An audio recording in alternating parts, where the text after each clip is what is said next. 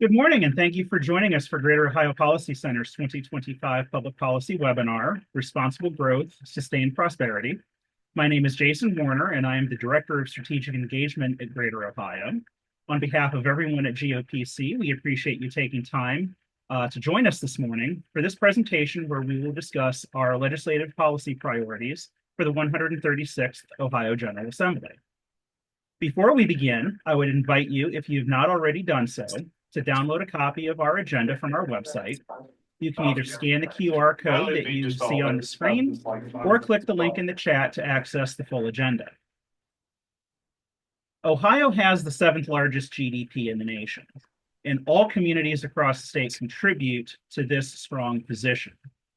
Although population and industry loss has hit many places, these trends have not stopped Ohioans from working towards a new, prosperous future. Greater Ohio's 2025-26 Public Policy Agenda, Responsible Growth, Sustained Prosperity, recognizes the path to prosperity can look different from different places. State policies and tools that are sensitive to local context will ensure all communities continue to contribute to Ohio's standing as an economic leader. The agenda calls for state policy changes that will give leaders in Ohio's legacy cities and counties the programs they need to successfully build on assets, protect and strengthen existing workforces, and maintain a high quality of life. GOPC's agenda also calls for policies that will help the state's rapidly growing regions seize opportunities and ensure all residents benefit from the region's growth. GOPC's policy recommendations will unlock acres of prime land near existing infrastructure, lower barriers for responsible development, support and reward planning and responsible growth, and connect Ohioans to opportunities and independence. To protect and strengthen the state's economic competitiveness, GOPC believes it is imperative for Ohio policymakers to move boldly in the next 24 months to create the tools and policy environment Ohio needs to thrive in the next 25 years. Once again, our number one policy priority pertains to Ohio's investment in brownfield revitalization. Ohio has hundreds of sites with utility infrastructure, transportation access, and nearby workers, which are currently unusable. Environmental contaminants from previous uses are the only barrier to their future use. In the last 4 years, Ohio has invested $700 million to assess and clean up portions of these brownfield sites. These funds have leveraged millions of additional private and public dollars. GOPC is proud to have championed this investment, working with policymakers to reactivate land that will house new businesses, homes, and recreational spaces. However, thousands of brownfields still exist across Ohio. That is why we are calling for state lawmakers to establish a permanent funding source for brownfield remediation. Ohio needs a permanent brownfield grant program that has its own sources of dedicated and predictable funding. This program should complement existing programs at the U.S. and Ohio EPA, Jobs Ohio, and other agencies. Such a program will help Ohio's legacy communities and the state's growing metro regions access developed or developable land, and in turn preserve agricultural and green spaces from unnecessary conversion. I am very happy to introduce our special guests this morning for the webinar. We are joined by State Representatives Thomas Hall and Bride Sweeney. Representatives Hall and Sweeney are championing our efforts to ensure the state's long-term commitment to brownfield funding is enshrined in Ohio law. Last session, they jointly sponsored House Bill 519 and will once again be introducing legislation this General Assembly that will provide the needed programmatic changes to the state's brownfield program while providing dedicated funding to keep the program operating long term. First, let me invite Representative Hall to be followed by Representative Sweeney to speak about the issue and why they are coming together to lead this effort in the General Assembly. Representative Hall. Good morning, Jason. Thank you all for your time this morning and the invitation to be on this with Bride Sweeney as well.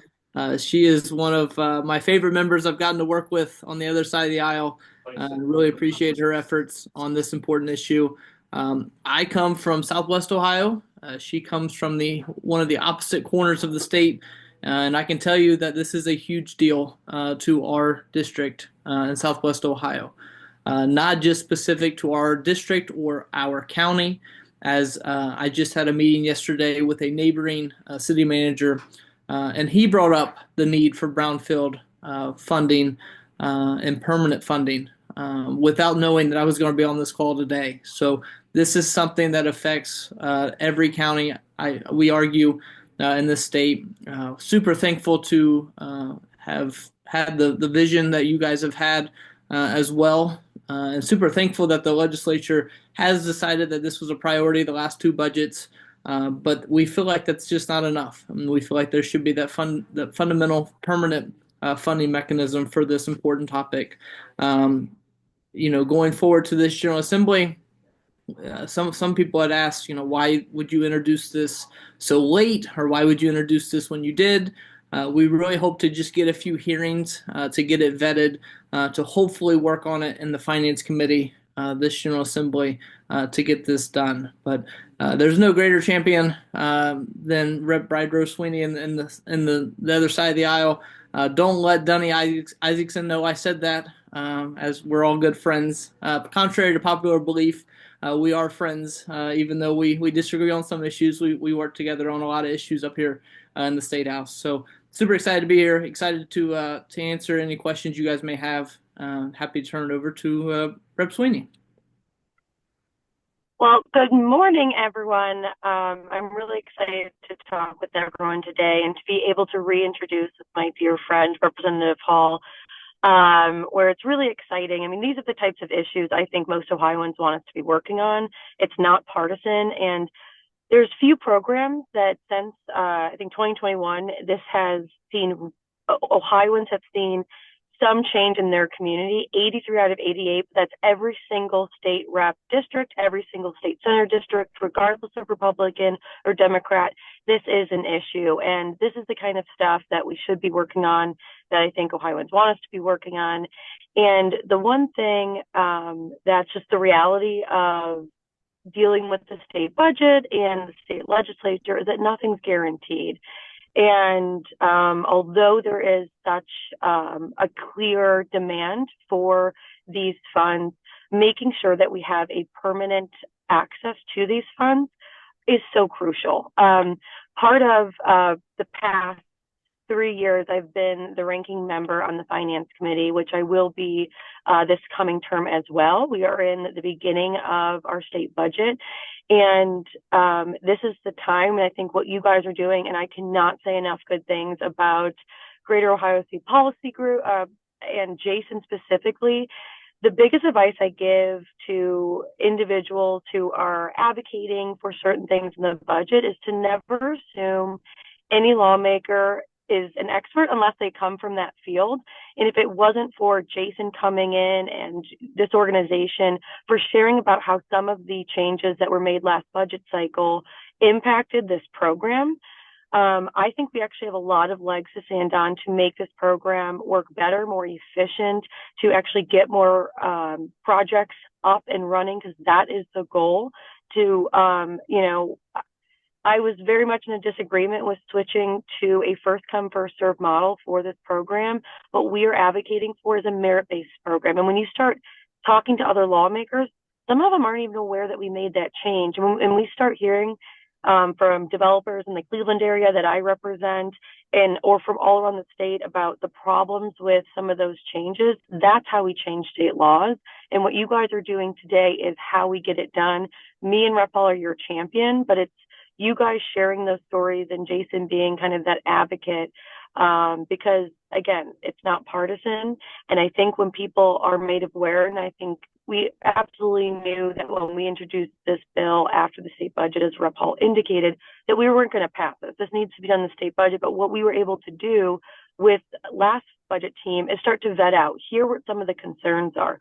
one of the concerns was a lot of people across the state wanted some kind of carve out to ensure that every corner of the state was going to get a piece of that. We heard that and we addressed those changes in a way that we thought still met that merit of making sure that the dollars are going to be used in the most efficient, effective way, that we're getting the best bang for our bucks, but it's not just the urban cores, or it's not just the small cities that are getting it. And that was because of kind of having that dialogue, of having those lawmakers hearing from constituents in their area. So I'm really excited.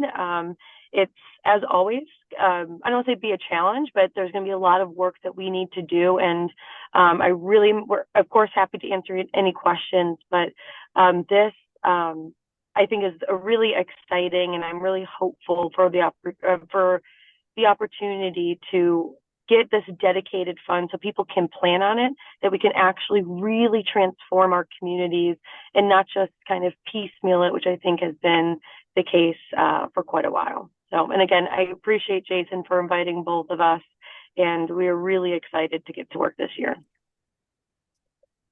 Representatives, I want to thank you both for joining us today. I do want to provide our participants the opportunity to ask questions if you don't mind. So we'll go ahead and open up the chat if you do have questions for Representatives Hall or Sweeney about the Brownfield program and the changes that we are proposing as part of the state budget. Please go ahead and submit those now, and we'll give folks just a minute to type those questions should they have them.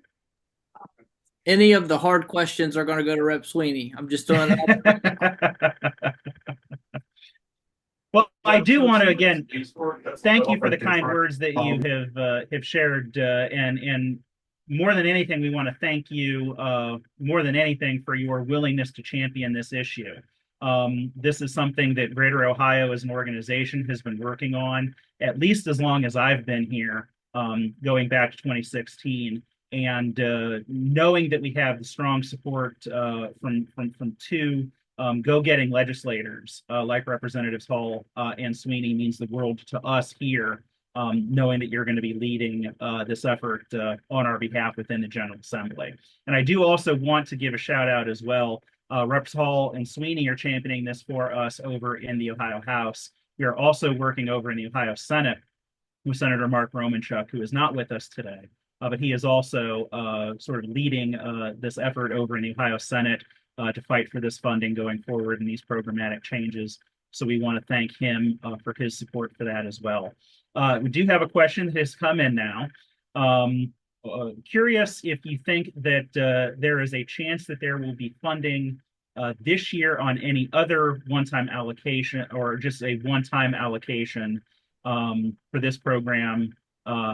What are your thoughts on if we'll be able to get the permanent sustainable funding, or if this will just be another 2-year appropriation that has been in the past?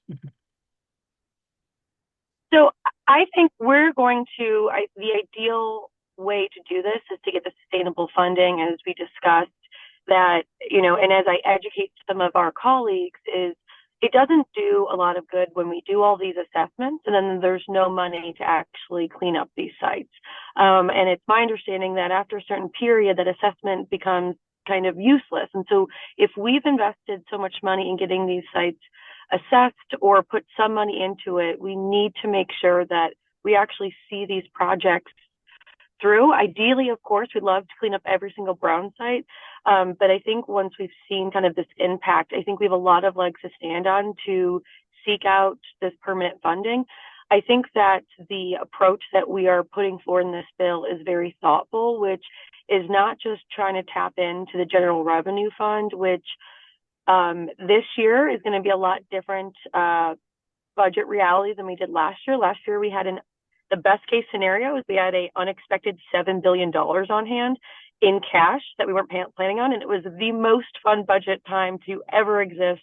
It's probably not going to happen in my lifetime again.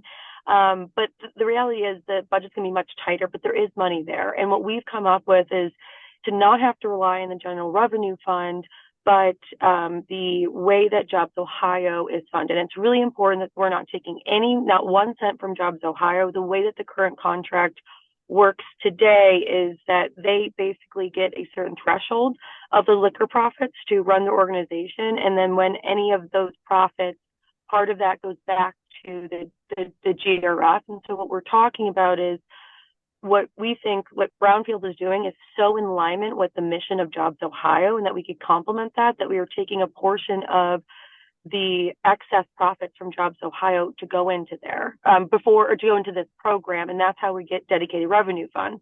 With that, it's not necessarily a guarantee that there's always excess profits, but as you've seen the liquor profits, it's seems exponential, and it has been, and it's a good source to use at this time. Being fully transparent, there has been some very large discussions about the Jobs Ohio kind of renewing their contract. With that, through the state controlling board that I also sit on, I've not heard outright anyone opposing kind of this plan, because again, it doesn't touch any money going into Jobs Ohio. But I think this is a very thoughtful, smart strategy. But if this can't work because of other changes happening with Jobs Ohio, there's other ways we can do it. So we're going to attempt.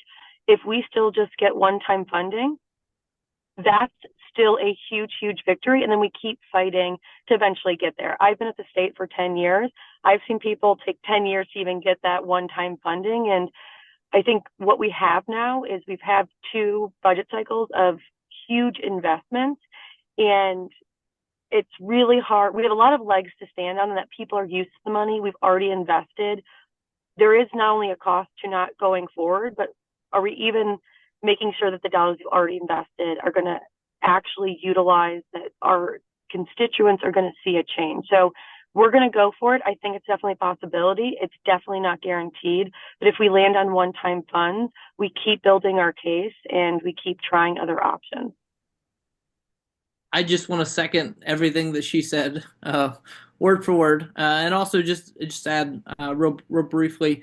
Yesterday we found out, our committee assignments and who's actually going to be on finance committee, and then today, I believe Rep. Sweeney's. I think they're heading to the retreat. We are heading to our retreat as well to kind of discuss some of our important priorities. Obviously, this is one of my top priorities.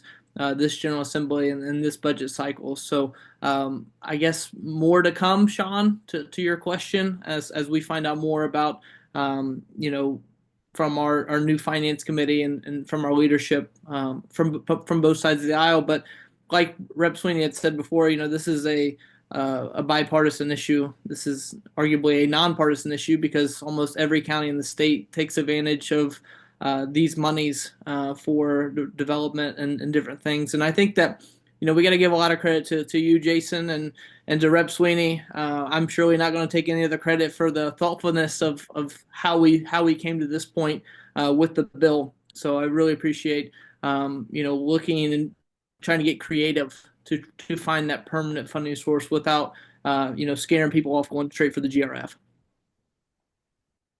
Thank you both for that, and I do also want to thank Sean for that question. And Sean is for those who don't know, is a wonderful partner of Greater Ohio and our advocacy for the Brownfield program, as leader of the Ohio Land Bank Association, and we appreciate everything that he and the OLBA has done to help support the program going forward. There are no other questions that I see coming through, so I do once again want to thank both of you for joining us today, Reps Hall and Sweeney. We'll go ahead and give you back your time so you can make your trips to those caucus retreats and hopefully help to sway your colleagues in the legislature towards supporting this as part of the state budget program. So thank you again for joining us today. Thank you all. Thank you, guys. I gotta go touch up on my euchre skills before I get to this retreat. Good luck.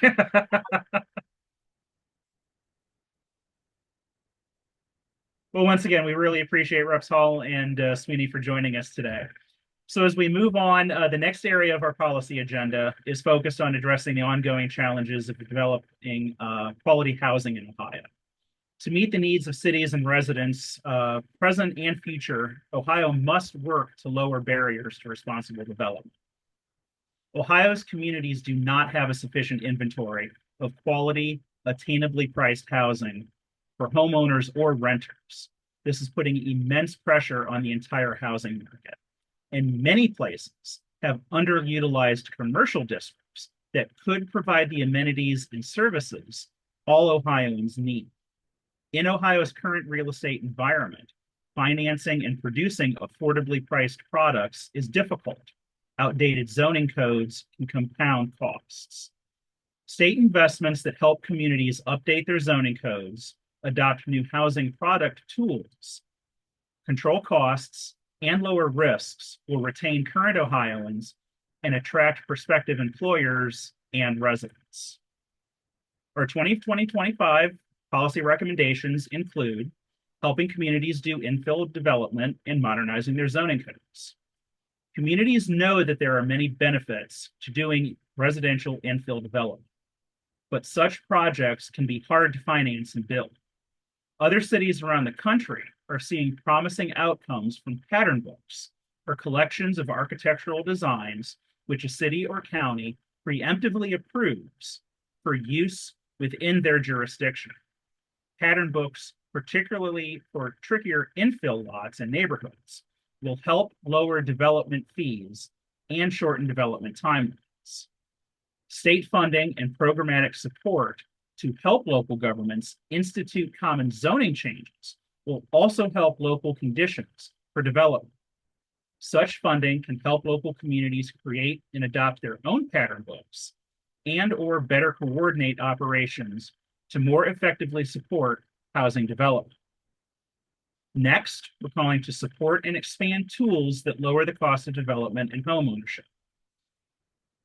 Housing costs are not expected to decrease in the short term, and the demand for quality, attainably priced homes remains high. The General Assembly should continue to support programs that encourage private and nonprofit developers to produce homeownership and rental opportunities, such as the Welcome Home Ohio program and the state's low-income housing tax credit. Next, utilize trusted risk-tolerant financial intermediaries to finance new housing, small businesses, and commercial spaces. Many central business districts and commercial corridors are underutilized in Ohio because developers and entrepreneurs are unable to secure risk-tolerant, low-cost capital that is comfortable with weak market real estate markets or untested businesses. Ohio should create a fund that provides grants to community development financial institutions, or CDFIs, a type of lender trusted by the Ohio Department of Development. CDFIs would use the funds to lend and intensively coach businesses and real estate projects that cannot access traditional bank loans. Finally, limit residential purchases by institutional real estate investors. Institutional real estate investors, backed by Wall Street speculators, have been rapidly converting single-family homes into rental properties, often targeting starter homes. This practice is shutting out first-time home buyers and preventing families from creating permanent, stable housing for themselves and their children. Legislation proposed in the 135th General Assembly offered potential safeguards to reduce institutional investment activities. This legislation and related solutions should remain a priority for the 136th General Assembly. Our third policy proposal calls for supporting and rewarding planning and responsible growth. At the end of the day, all development is local. Local government leaders are eager to bring new residential, commercial, and industrial development to their community, but they are not always have the same expertise and financial resources needed to reach these goals.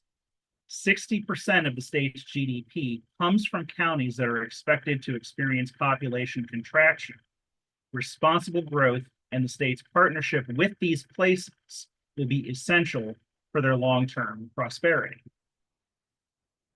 Proposed solutions to this issue include investing in long-term local development planning. Ohio cities and rural counties need comprehensive long-range development plans. Such blueprints for future prosperity should be based on realistic expectations around population trends and economic development opportunities.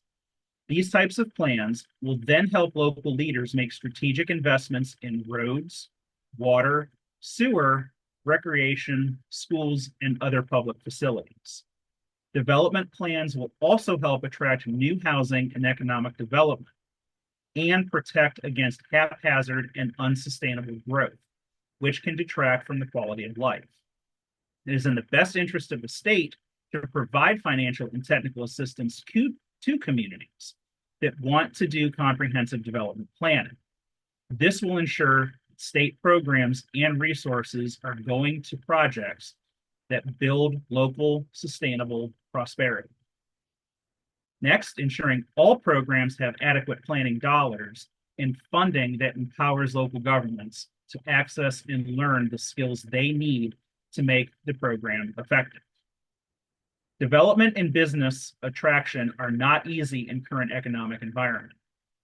Financing can be complicated, and community leaders are often stretched thin with multiple obligations, allowing all new programs to reserve funds to help communities plan and use the dollars to learn the skills needed to make the programs effective will guarantee the success of the state's investment in local communities. Finally, adjust state programs and policies to better serve all Ohio's regions and their communities. Ohio already has a number of existing programs and policies that are targeted to communities with elevated rates of poverty or small population numbers and are located in historically distressed regions. These policies, which are sensitive to local context, create a level playing field. Adjusting existing programs to be sensitive to opportunities and challenges to Ohio's legacy places and growing areas will ensure no community is left behind. Eventually, as more communities adopt long-range development plans, Ohio can follow the lead of other states and provide bonus points to cities with development plans and compete for state investment. Our final policy plank, but not the least important, is to connect Ohioans to opportunity and independence. In the next 25 years, Ohio is projected to lose 5.7% of its 2020 population. This means we will have fewer ratepayers available to support the long-term maintenance costs of Ohio's highways and roadways. During this same time period, Ohio's motor fuel tax receipts are expected to decline. Simultaneously, the share of aging Ohioans will grow and their desire for independence will continue. Working age Ohioans, especially those in urban job centers, will look to other states and expect Ohio to have a similar range of transportation options that are safe and convenient. To continue connecting Ohioans to independence and opportunity, Ohio must protect the important transportation assets we already have and prepare for a future where a variety of transportation modes will safely and efficiently connect Ohioans to work, school, medical services, and desired amenities. To that end, Ohio must first maintain and build our built-out highway system and avoid expansion projects. Ohio's transportation system expanded greatly at the height of Ohio's manufacturing history and during a time of rapid suburbanization. Today, our transportation system is built out, and marginal gains expected from proposed new expansion projects will come at high costs for future generations. Now and in the future, the state must prioritize be responsible stewards of the limited public dollars that we have available. We must prioritize maintaining our current highways and roadways at the highest levels possible, critically assess the costs and benefits of any new expansion projects, and limit system expansion to only the most needed projects that show clear long-term demand. Next, protect the lives and promote public health with safer streets. Local governments and ODOT are making streets safer for cyclists, pedestrians, transit riders, and drivers. However, funding for these safety measures is modest and typically implemented through individual small-scale projects. The majority of Ohio's local roadways have few or no options for non-drivers due to their current design. As a result, Today's roadway designs are a large factor in Ohio's stunningly high rate of pedestrian injuries and crashes. Ohio must take a comprehensive approach to creating local roadways and mobility infrastructure that give Ohioans of all ages more and safer transportation choices. Transportation investments that are appropriate to local context will boost safety and convenience, support healthy lifestyles, and create vibrant places where people want to live, shop, and work. Next, invest in public transportation. Despite historic levels of funding in the last 6 years, public transportation systems are still struggling to get workers to jobs and others like seniors and people with disabilities to their destinations. In addition, 25 Ohio counties still have no public transit services. To ensure Ohio's prosperity, the state must continue to invest funds into public transportation. These investments will connect working Ohioans to jobs and critical services and preserve the independence of Ohioans who cannot or choose not to drive. Finally, support rail expansion. Expanding passenger rail service in Ohio will increase connections between and within the state's regions and connect Ohio to the Midwest. This connectivity will be vital as remote and hybrid workplaces remain the norm. Viable cross-state passenger rail will reduce the assumed need for roadway expansion and allow existing rail infrastructure to better support the increased demands of commercial and industrial freight logistics. Now, that is not all that we are going to focus on over the next 2 years. To plan for Ohio's future, GOPC will continue to advocate for policies and initiatives with the Ohio General Assembly and the DeWine administration related to capital investment, budget, and taxation, housing, brownfields, transportation, and other areas which work to make Ohio a state where everyone has the opportunity to prosper. GOPC will champion solutions that achieve our vision of a revitalized Ohio. So that concludes our presentation this morning. I do now want to go ahead and open up the floor to any questions from our audience that you may have about the policy proposals that we have outlined this morning. So I'll go ahead and pause for just a moment to allow you to submit any of those questions that you might have in the chat. While you're doing that, I do once again want to thank you all for taking the time to join us this morning, and look forward to a lively discussion here as part of the Q&A.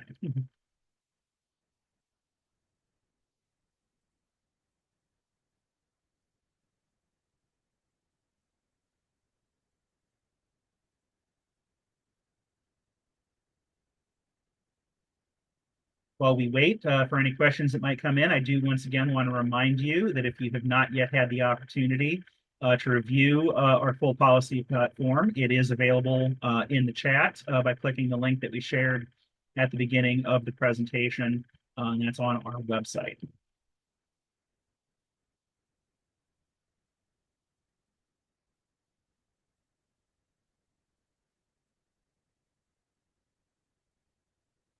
Well, the lack of questions here coming through the chat is telling me that I did a very good job of outlining all that that Greater Ohio is going to be focusing on here for the next 2 years. So I want to thank everyone for that and that boost of confidence that you've provided me. So if there are no questions that we'll see submitted here, I guess we will go ahead then and close out. I want to thank you all for joining us this morning. I once again want to thank State Representatives Thomas Hall and Bride Sweeney for joining us. I would invite you, if you have any questions that you did not get to submit in the chat, but do you want to address to me directly, feel free to contact me at the email address that you see on the screen. You can also visit our website. And you can now also follow us on Blue Sky. We're now posting all of our social media content through the Blue Sky account, and you can access that there. I do see a question that has popped up asking if this is being recorded. This program is being recorded today. We will hope to have it up on our website later today for you to be able to record if you missed any portion of the presentation this morning. So once again, I want to thank everyone for taking the time to join us this morning. We appreciate your time and attention and wish everyone a very great Wednesday and stay warm. Thank you very much.